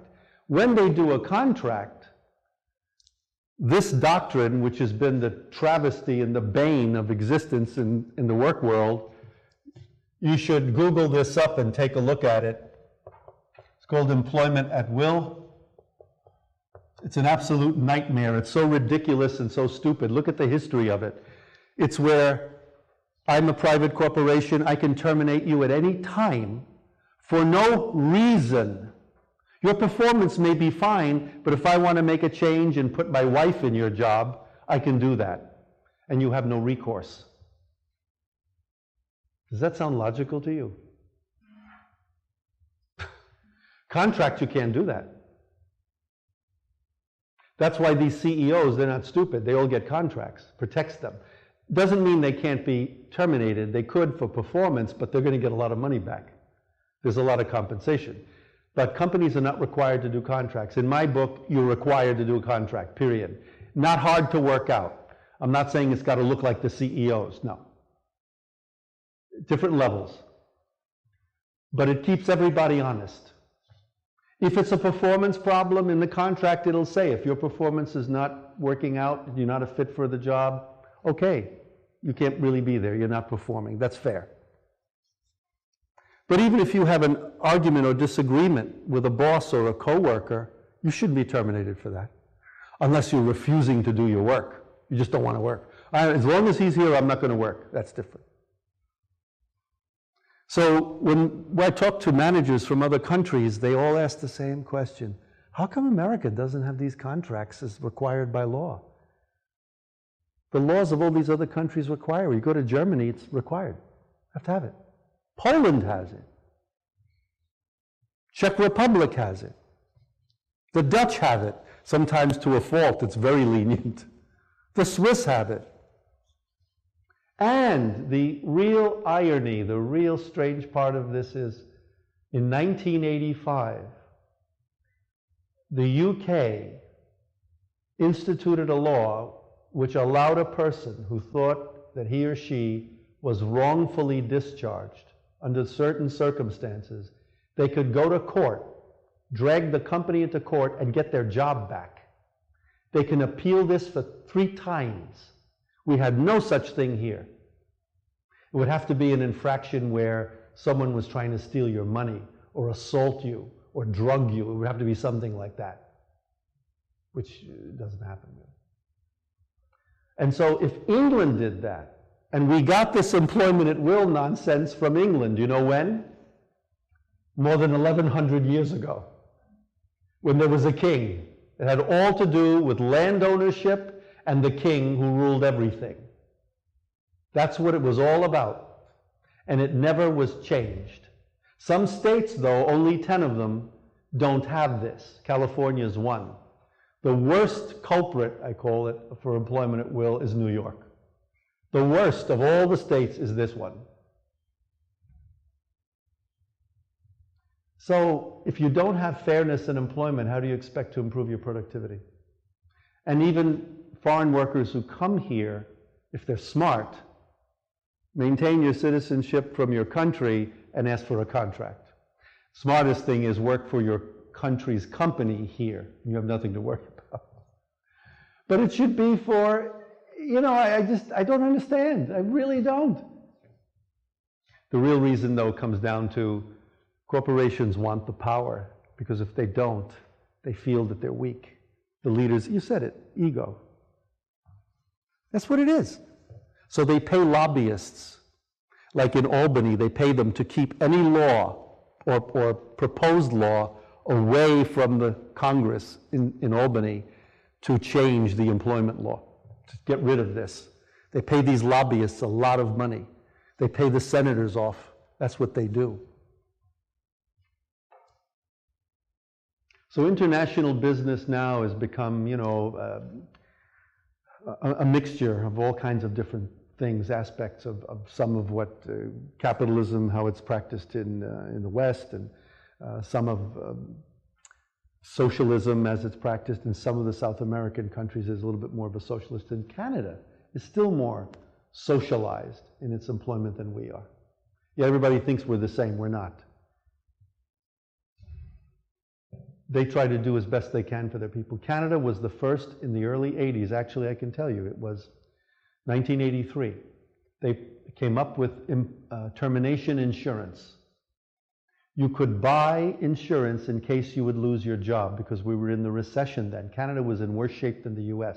I was up there, so I know. Montreal looked like nobody was working. I said, where is everybody on a work day? Is it a Canadian holiday? I asked the cab driver, taking me from the airport. He says, oh, no. He says, we have a recession. And I said, ooh, that bad? He goes, yeah. He says, we got 40% unemployment. 40%? That much? He goes, yeah, in all Quebec. It's not just Montreal, he said. I said, oh my God. But you had termination insurance, which would allow you extension on unemployment, and you would pay into it a certain percentage, and your company would pay a certain percentage. That's called matching fund. Problem was, Canada didn't have as much money as the United States, so they couldn't maintain it as a social system. But we should have had that here. We could afford it then. The financial situation in that recession wasn't as bad as it is now, especially after 2008. But there were a lot of layoffs, yes, because companies panicked. They didn't want to keep the costs of labor. Termination insurance means you could stay longer unemployed, but getting money coming in until you found another job. It was a great idea. We should have had it here. The United States said no. Our unemployment system now is terrible. Other countries have much better systems than we do, much. But we also, oh, well, you know, they look at them, they're all socialists. Oh, come on, cut it out. People are willing to pay, an employee would be willing to pay some money out of his salary as protection, just like you buy homeowners insurance, life insurance, accident insurance, to protect you in case something bad happens. They don't have to pay anything. The insurance company takes care of it. But I don't know what insurance company is going to bail out JP Morgan Chase. I won't read the whole thing, but this was really a great article. It came out last week. No, I think it was, let me think now. Yeah, it was last week. It was, I think, Thursday. From New York Times? It was from the New York Times. The title is this, Staples. You know Staples? Staples, by the way, is not doing very well. And I'll give you some reasons why. But the title is Staples Managers Fail to Meet Goals, performance goals, as we discussed, but get a bonus. Now, when I read this, I said, this looks like the title of an article from several years ago where people on Wall Street, even though we had the crash, they still got their bonuses. And there's a whole legal reason for that. That's why it was that way then. But this is different. Staples is not an investment company. Staples has had a problem because they haven't been, as you said, keeping up with some changes. People don't need certain kinds of furniture for their home and office where they keep the technology now. There are smaller spaces where you can keep this. They just didn't have in stock and tried to compete with the merchandise that other companies had. Staples also was a very efficient company, and they had very large spaces. So they're paying a lot of money for their real estate. And they were in good locations. They could be right in the heart of a city, they can be in the suburbs, doesn't matter. But they're having a problem, and the prediction, as was said by the article, about how they're going to do this summer, by the end of September, they already said, we're not going to be profitable. So they're already predicting a very bad summer, which means that they're not going into any innovation, not carrying any products that are, you know, the new and best thing. So other companies are going to compete with them, such as, what are some of Staples' competitors? Office Depot, what else? There's plenty of them. Even Walmart is, yeah. I mean, the major ones were ahead of the game. Even, believe it or not, the UPS store is starting to expand services-wise, but they're going to start getting into products too that you could buy, little by little. You can see there's a small store that's very efficient, and then they're going to expand to very large ones, probably twice the size of this room. Where will they get their equipment from? We don't know. They may buy it from China. We're not sure. So, this article written by Drew Fitzgerald. Now listen to this, because there's some really good points here. I have yellow-lined them. Top executives at Staples, Inc. didn't make their performance targets last year, but they got paid a special bonus anyway for effort. A bonus for effort, not a bonus for numerical goals. After a poor performance last year failed to trigger bonuses, which meant the company was losing money last year and they couldn't give bonuses. That's fair and that's normal. You're not going to give bonuses if you're not making money, but again, after a poor performance last year failed to trigger bonuses for its top brass, meaning top executives, the Staples Board of Trustees, approved this is what they call it, 2013 Reinvention Cash Award. That's the name of this program. 2013 Reinvention Cash Award, which means whatever you tried to do in 2013 to make the company profitable, even though it didn't work, we're still giving you the bonus. Now the word reinvention, I was so happy to see this because when I was teaching one half of the Managing Knowledge course here, I introduced to the class the 3 R's. In America, 3 R's used to mean reading, writing, and arithmetic. It was sort of a play on words. That when you went to school, you had to know how to read, how to write, and do some math. So I came up with 3 R's. Reinvent, revitalize, and reform. Those are the 3 R's I came up with. So that's not trademark, but don't steal it. That's my idea. So here I see this word reinvention. I said, well, look at this. The Staples people either stole my 3 words, or the one of the 3, or it just came out as something they decided to use to show that it was an attempt by these employees to make the company profitable. They tried. In other words, you get a bonus for trying. How many companies give you a bonus for trying? Very few, unless they made way beyond their goal and they have money to give away. They say, well, you worked hard, you were in a very tough market, but we made money anyway, so here. JP Morgan, I don't know if they still do, but they used to have a profit-sharing program. I'm going way back now, about 45 years ago. For everybody who worked for the company, you could be working in the night division in a very menial, low-level job, just doing a lot of, at the time there were no desktop computers or anything, but just doing statistics and all that and making not too much money, but you were in the profit-sharing plan. So if the company made a lot of money, you got extra money, even for doing that silly little job. But it wasn't silly, because the way JP Morgan used to think then was, everybody's job is important. This is something similar to this, but not as extensive. JP Morgan's profit-sharing program was very good and very fair. As long as you were doing your job, no matter what it was, but you had to do your job well. They give this 2013 Reinvention Cash Award to executives in recognition of their added workloads in trying to turn around the company. So they took on more work, trying to turn around the company. They didn't succeed, but we give you the money for effort. Staples is grappling with 2 years of falling revenue. Declining store traffic, means not many people are coming in, and a stock price that is lagging behind the overall market. So the stock price is dropping, just as happened 2 years ago to JCPenney. That stock price kept dropping every week. Now it's gotten better, but JCPenney may think about it and sell themselves to somebody else. Corporate governance advisory firm. This is a firm that they hired called Institutional Shareholder Services, objects to the bonuses and is recommending that investors reject Staples' latest compensation plan in a non-binding vote. I hate to hear non-binding vote. Non-binding vote means Yes, you can vote no, but it also can be changed. It's not final. I don't like that. So this company called Institutional Shareholder Services is saying, this is not good. Look what management is doing with this money. They're just giving it away. And the result of the company's performance last year and the year before has been negative. What are they doing? This is the question they're asking.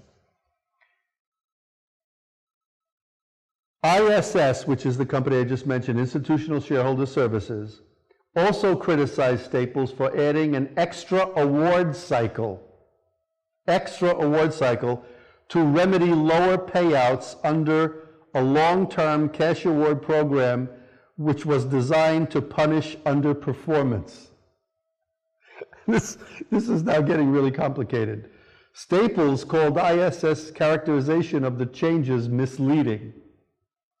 So now what they're saying is, no, we're not throwing the money away. You got it all wrong. The awards were needed to retain key talent and motivate workers who hadn't been paid a bonus in 2 years, as well as to acknowledge the significant additional workload involved in implementing the company's turnaround strategy, Staples said in a filing with securities regulators. This was the part that was the most interesting. Now look, Staples is saying we needed the awards to retain key talent. They were so afraid of losing people. If you can't keep your key talent, you have a problem. You better find other ways to retain it, not just through money. It's a combination of things. So number one, they had no internal plan for retaining the talent before this. So you throw money at them. We know that's proven to be a failure for 70 years at least in this country. Then, as well as to acknowledge a significant additional workload involved in implementing the turnaround plan. If these people, talented people, had additional workload, where did that come from? How come they had an additional workload? Can you think of why? Let's connect dots. The company for 2 years has not been making money. It's been losing. Stock prices going down. Not many customers in the store. Maybe where they used to see 70 customers every minute, there'd be 70 in the store all the time. Now they're only seeing 20 or less.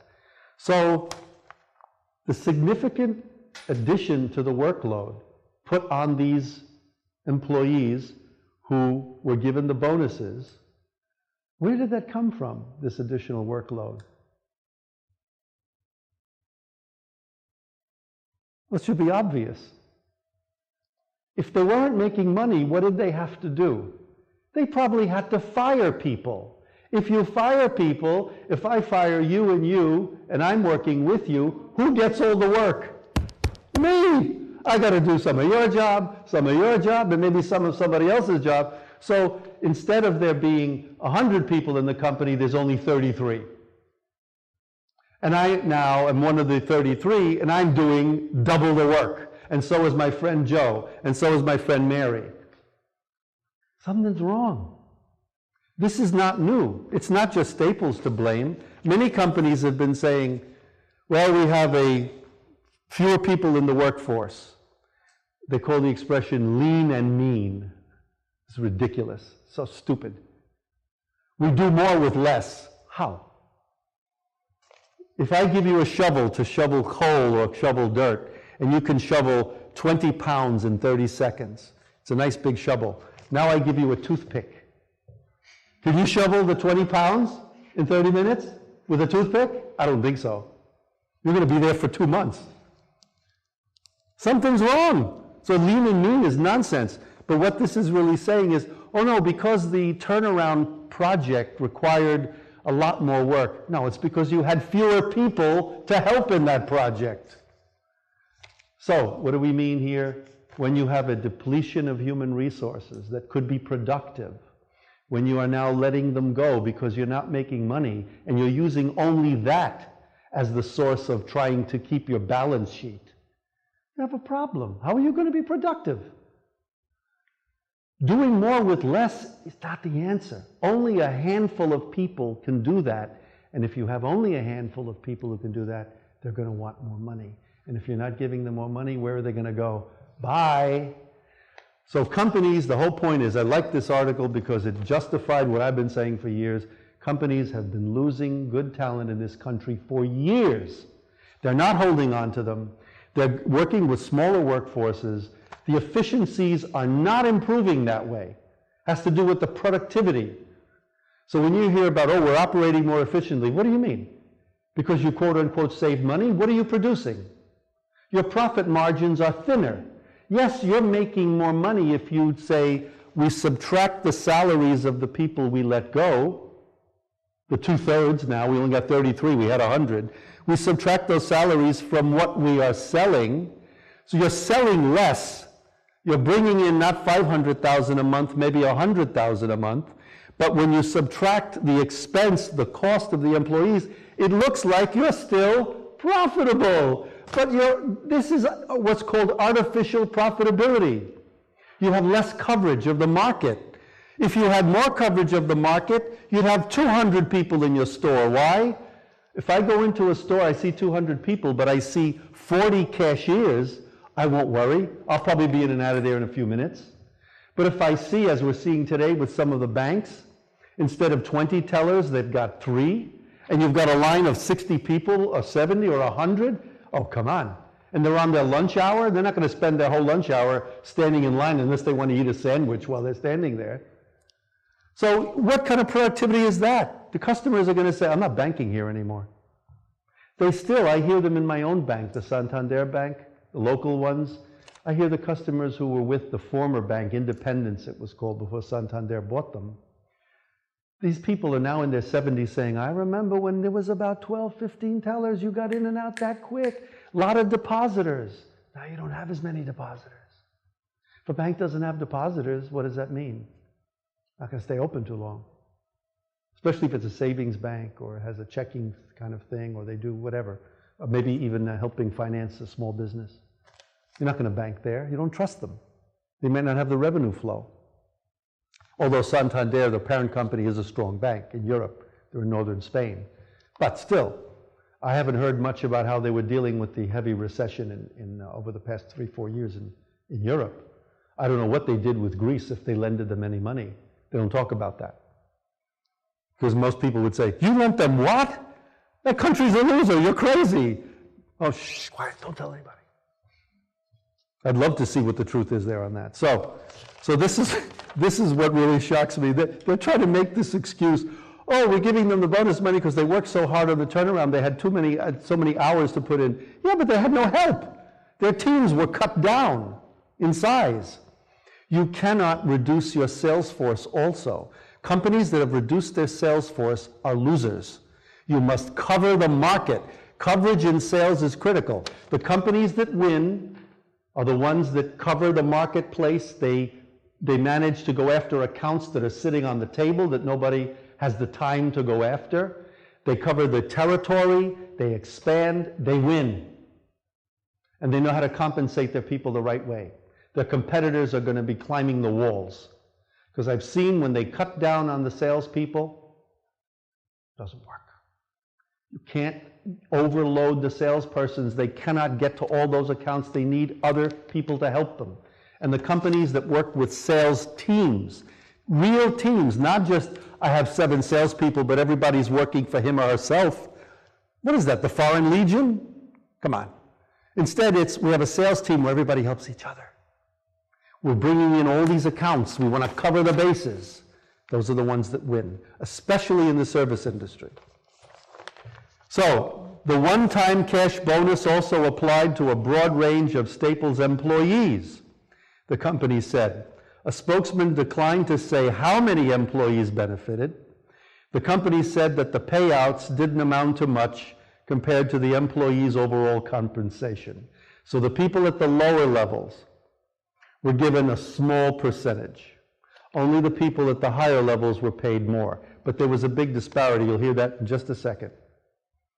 Under the bonus program, which the board's compensation committee approved on March 3rd, Chairman and Chief Executive Ron Sargent was awarded a one-time cash payout of $300,000, this is his bonus, for 2013, a year when his total compensation increased 40% to $10.8 million. Remember we talked about the disparity in the beginning of the class? Chief Financial Officer Christine Komola received a one-time bonus of about $49,000 in a $2.2 million compensation package. Joseph Duty, who heads the North American delivery business, had a one-time bonus of $89,000 with a $3.2 million in total compensation. So where is all this money stacked up? At the top. With regard to long-term cash awards, the company said they were intended to recognize the effect of the change in business strategy. Well, what was the effect of the change in business strategy? What did it produce?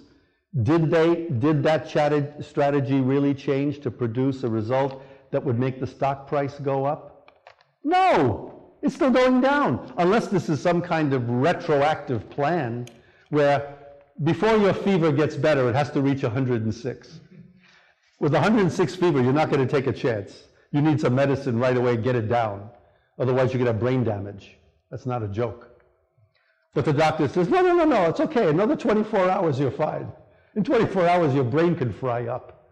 Instead, you say, oh, no, please, bring it down. I don't care what medicine you give me. I can't have a fever that high. It might go to 108. 108, you could die immediately. So this, to me, is nonsense. The original award plan no longer represented the company's priorities, Staples said. In other words, the reward plan we had was no longer viable. What they meant was, we don't want to lose any more people. Our talented people go, we have no more company. What are we going to do? Most companies are not prepared to replace a good person who's key. They don't bother to find who the replacement could be in advance. I know what happens when, unfortunately, some man or woman dies. Maybe they got a rapid cancer and they died within 3 months. I knew a man had a heart attack. We never thought he would. He just died. He had heart disease, he didn't tell anybody. They had no replacement for him. They had to right away say, oh, what do we do now? What do we do? You're thinking of it now? The man, he died that way. He could have also died in a car crash or plane crash, which is totally unexpected. But the same result, person's gone. Who's going to replace him?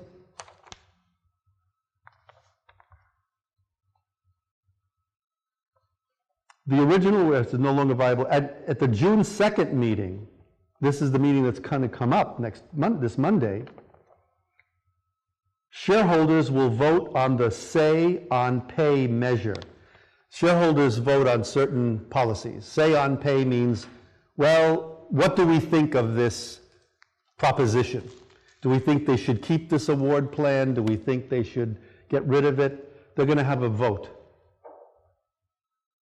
Though the results are non-binding, meaning the company can go ahead with the pay plan, the plan for the pay regardless, which means if it's non-binding, then they can keep it. It's not even voted down. To me, this is the stupidest thing.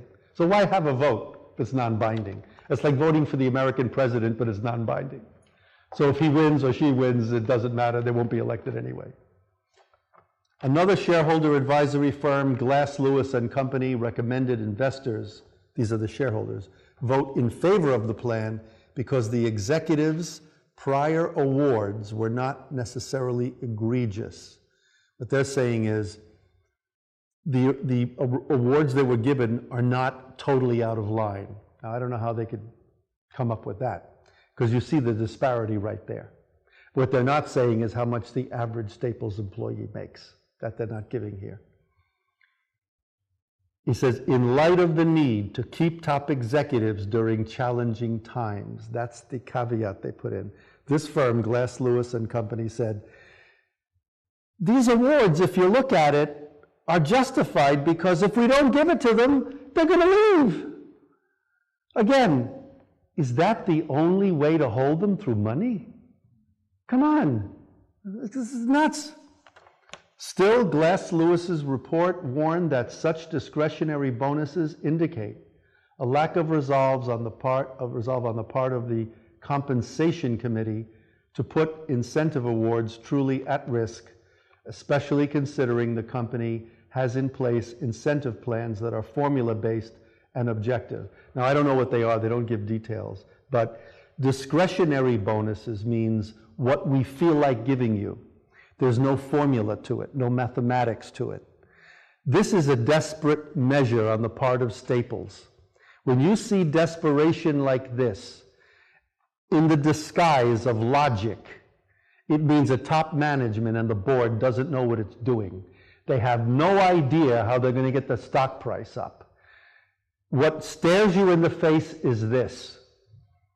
You've got to take a look at your competition, find out what they're doing that you're not doing, come to grips with the fact that you're playing a catch-up game, and you're going to have to invest in more people who can put the concerted effort to get this company back. That's the only way. Look at the investment and the return, not the cost. The cost is holding them back. They see it as cost. They want to do it still with these same people. Stay here, I'll give you more money. Just stay. You want more money, don't you? That's what they're thinking. This is not easy difficult to figure out. It's easy. Staples has struggled for several years. The company's profitability has been hurt by online competition. That's one of the reasons. And reduced demand for office supplies, such as file folders and filing cabinets. Why? Yeah, we keep them in that. I still have bags in my house with all stuff in there. You know why? I like to look at it. Post-its, copies of paper. Yeah, it's in the computer too. But I like to have hard copy. I don't want to wait for the printer to print it out. I don't want to waste my cartridge. So I still keep stuff. And there's a place for them. I still have cabinets where I can put the paper. However, yes, that's more convenient. So Staples either has to now change some of their product line and order computers from companies that have a great storage capacity, easy access, without a lot of click this, go there, follow that. Staples should be smart to say, the computers you buy today, you can file anything in an instant, retrieve it at any time, no complications, you'll know where it is. You can actually keep a lot of it in your head. You don't even need this too much. If they did that, people would fly down to Staples. Give me one of these. I want to buy one of these. That's what I think the technology should do. Make it simple for the people who don't want to use it. You get what I mean? I'm one of them. I don't like to use this too much. Certain things, yes, I do. But other things, oh, I don't want to have to do this. It's taking too much time. I could be doing something else. So they're not thinking this way, I don't think. Somebody's going to have to tell them, stock up on this kind of technology and advertise it. Because maybe, what's another one of the companies that's one of their competitors? Best Buy, companies like that. They might not even thought of this. They just have the usual brands. But there's got to be in the technology a computer that specializes in storage of a lot of documents for home use, for people who have their own business, and of course, for offices. That would be better. Then, all of a sudden, you'd see people saying, ooh, Staples is a leader. Maybe we should buy some stock. Yeah, why not? They tend to be profitable now. Stock price will probably go up. An uneven performance of the company's stock price, including a nearly 30% drop so far this year, that's a lot, almost a third, reflects many of those challenges. To improve results, the chain is broadening its product range beyond office supplies. Okay, we're getting closer now. Expanding its online offerings. Maybe it's going to be this, maybe. Closing stores. Oh no! And shrinking those that remain. Oh God, no. They're closing stores. When you close a store, what does that mean? You're not paying for that. You're not getting money. You're not getting revenue from anybody shopping there, even if they could drive there 10 miles. But you're also laying off employees. It's not coverage. I don't want to have to drive 60 miles to go to a Staples. I had one 8 blocks from me, so I gotta go 60 miles. Nah, I'll go online. I'll use another service. I'll go to Best Buy or something like that. I'll do that. That's the way they're thinking. And now just finally, in the first quarter, earnings declined 43%. That's first quarter of this year, 2014. Amid lower sales and falling traffic, meaning the people going in and out of the store, at the company stores. The retailer also predicted weaker profit growth through the summer. When they say weaker profit growth, it really means they're not going to make a profit. They try to make it sound a little better. So, this was a really good article. And it's articles like this I advise that you try to read the New York Times, the Wall Street Journal, and the Financial Times. Those three publications, they some have the same types of articles on the same issues, but the way they present them has some differences. The Financial Times, the color of the paper is this, color of salmon, sort of. And it's called the Financial Times. There's a British and American version. Get the British one. Americans also write for the British one. But this reporting is extremely accurate. The numbers are there. They're very, very good. Times is fine, business section, every day. Wall Street Journal is good too, but the Wall Street Journal competes with this one, with the Financial Times.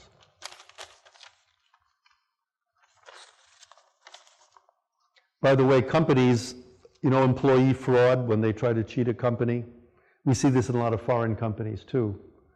58% of the companies that had fraud, they're not going to recoup the losses. That's almost 60% of the companies are not going to recoup the losses, which means those losses remain. Then someone else is going to pay for it. Who? The consumer. Some employees are going to lose their jobs. Prices are going to go up because their taxes aren't going down. So this article I had picked out too, which is another one from the Wall Street Journal, was very good. That's a lot. The fraud was committed between 2012 and 2013. So that means that we're paying for it now. Because these fraud cases take a long time to be resolved, and sometimes the resolution is, the insurance company will say, we can't cover you for that. Sorry. Yeah, but it's about $3 billion. Too bad. And then company goes through a whole adjustment period. Also, look at product lines, what companies are producing new types of products, not just high tech. High tech, you can get that information all the time. It's not a big deal. The major grade for the paper, for the course, will be a paper. So by the fifth week, it won't be a long paper. It could be 10 pages. Write a paper on a subject that's important to you that involves global human resources management. The book that you can get online from Amazon, and it's pretty cheap. They may have it in the bookstore. I think NYU's bookstore may have this. You can inquire first. But you can go through this book. You'll have some assignments to read, like the first one, pages 1 to 37. But look in the back and look at any type of subject that may attract your attention, whatever it is. I'll give you some ideas too. I'll give you a list next week, or I'll email them to you. So you can have an idea for how you want to position the paper. The idea of the paper, though, is you should be suggesting a solution. Let's say the solution has to be with recruitment. You have a problem recruiting qualified women from a certain country. Maybe it's for a cosmetics company. It might be a French cosmetics company that's a small one, but it now wants to make some inroads into Indonesia. And you want Indonesian-speaking sales women who can represent this cosmetic. And they're going to be selling mostly within Indonesia, but also other countries as well. They also have to speak English, Indonesian, and maybe French too. But you're having trouble finding them. You're looking all over. You're trying to find how many women are going to international schools for degrees. And they may be trilingual, they speak 3 languages. Maybe you go there and you still can't find them, or they're not interested in doing this. So the company will pay you a lot of money as your human resource manager and say, find us 10 women who can cover the market in Jakarta. Must be in Indonesia. They must be familiar with the city and with the people and the culture. But we need competent people, and they must speak French, preferably English too, but at least French, as well as their own native language. How would you solve that problem? What type of recruiting strategy would you use? That's cost effective, but is going to get you the return on the investment. You say, I found 20 women. It'd be easy to pick 10 from the 20, no problem. Oh, wow, how'd you do that? I'll tell you. So is it like you can create your company, or there is something that's already existing? You can create your own too, not a problem. You can do that if you like, sure. Call it anything you like. You don't have to give a real name away, you just say anything. Look at Staples. I look at Staples now and I'm thinking, these executives have actually stapled their brain onto this. That's what they've done. I mean, it's ironic, you know, it's funny in one way, but serious in another way, because that company was a very good one. They had good services and they had good products. I used to shop there all the time. In fact, I had one of the first, and this must have been 16, 17 years ago, it was an attaché case meant just for a computer that you carried that wasn't as thin as this at that time. But it was made to carry a heavier computer. They were just out then, they were new then, these laptops. I didn't buy it for that. I bought it just to carry books and papers and stuff. But it was great, it lasted so long. Just recently the zipper broke. But I'll have it fixed. It's no problem. It'll cost me maybe $20, I'll have it fixed. But it's in great condition. People used to say, wow, it looks old too. I mean, it looks all beat up, but it's not. It's still, I said, where'd you get that? I said, Staples. They said, Staples? How much? I said, I don't know, it was about $18. 18? They thought it was like 80 something at the time. But they made good products. They knew where to get them. I don't even know where it was made. I don't know if it was made in China. I don't think so. Might have been some other country. I didn't even look. I'll have to look at the thing when I go home. I still have it. I'm not going to throw it away. But it was a good company, and they were well run.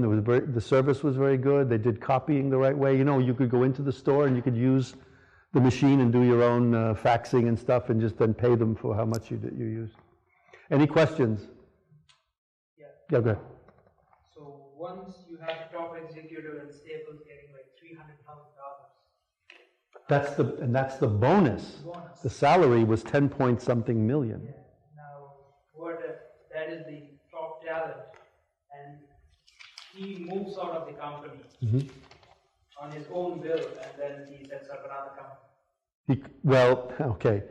They have what are called non-compete agreements and non-disclosure agreements.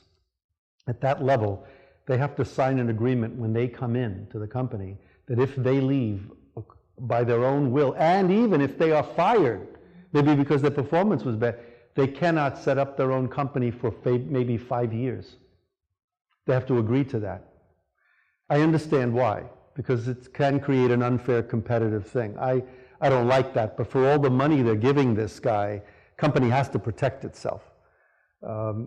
He should have nothing to do with helping any competitor. If that's ever done, he would be not only terminated, they could sue him. But if he starts his own company in the same industry, they don't want that. Because, you know, that can be done very easily. He could just go out anytime, takes all his money, invests it in another company, says goodbye. And now this poor company has to compete with that when he was working for us, so they protect themselves. It's called non-compete, and non-disclosure means you don't tell anybody about what we're doing here, what new products we're planning to come up with. Apple has that very tight. You don't know what they're coming out with. They may tell you 3 months ahead of time, ahead of June, because June they always come out with the new product. By the way, the new product they're coming out with now is not worth it, so don't buy it. It's not good. They know it too. They're not hiding it. They know it. They're not even going to sell it for much money. The reason, I think, is they're worried about Samsung.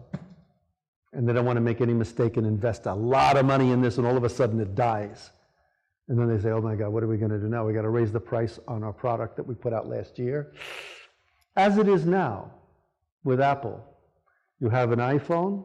How much does it cost? If you break the glass, everybody drops their iPhone, you know that. They drop it at least one time a month. And it cracks, the glass cracks, or sometimes comes to pieces. How much to replace it? Going to the Apple store to replace it. They replace it, not by somebody else. How much?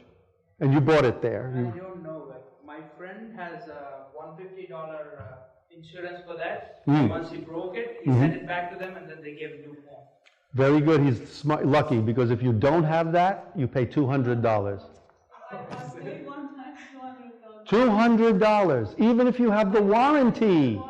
You got to buy the insurance. Isn't that ridiculous? I understand it's good that he paid because he saved himself a lot of money, but you're not forced to buy the insurance. If you don't, they're supposed to replace it only one time for nothing if it's just one time. After that, then you will have to pay. But that's part of what's called a warranty. And you should have a warranty for at least 1 year.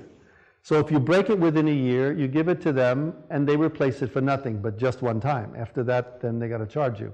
But $200? I never heard of such a thing.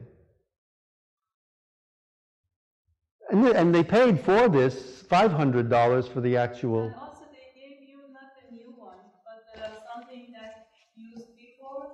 Really? Yeah. Oh my God. Change myself on like that. Poor It Steve. doesn't have any box or anything with this, just. Yeah, that's right. Isn't that crazy? Another one. You know that, I'm not sure if there's a patent on this, but I said, why can't they just come up with a cover that you can take off? It's a shield that goes over the top, and it's made of plastic, a hard plastic, and if you drop it, it won't break. You can take it right off when you want to use it. They actually do make that. Well, then how come they don't sell it with the with the product? I never heard of anybody where it was given to you for you to use. No one ever told me that. I talked to them about they spilled coffee on it, water, broke it, chipped this. But I said, oh no, I don't want to buy a cover. I said, you mean those crazy covers they have that are just made of material? I'm not talking about that. What about a plastic shield? Oh, what are you talking about? I said, you mean they don't have this? Somebody must be selling it, but it probably isn't Apple, I don't think. No, Nokia is selling a glass called Gorilla Glass, so Ah. it doesn't break. Okay, it's part of the equipment. It's built in. So it comes with the screen. That's the screen. The glass is made of Gorilla. It's called Gorilla Glass, and it doesn't break. Smart move. See, Nokia, watch them. They're coming back. They're coming back from the dead. Okay, so I'll see you here next week. I went missing. I have a question. Yeah. Can you just explain what the final exam or? No, it's just going to be the paper, but there's also going to be some discussion, including the person who's at a distance. We'll have like a discussion group. No, not really. No. I'm more interested in what you put into the paper that covers certain topics that we'll be discussing. We'll discuss some of what you have to read for next week, plus some new things. Okay? But I want you to think global. And think of other countries. If you want to do research on another country, and about their employment laws, we'll say, and that's going to be your paper, how they could improve it, or how another country should copy them, do the same for joint venture. Because when two countries have two different employment systems that are very different, and they're doing a joint venture, oh my God, you have conflict, restrictions. The joint venture usually not successful, or it takes too long, or it's too much money. But when you have compatible employment structures, the way that's different. Then it's pretty easy. That's why Brazil is so open. They say, well, we're fine. Don't worry about it. They tell the Canadians, it's okay. We agree with anything you say. Because why? They're going to make a lot of money out of this thing. That's why.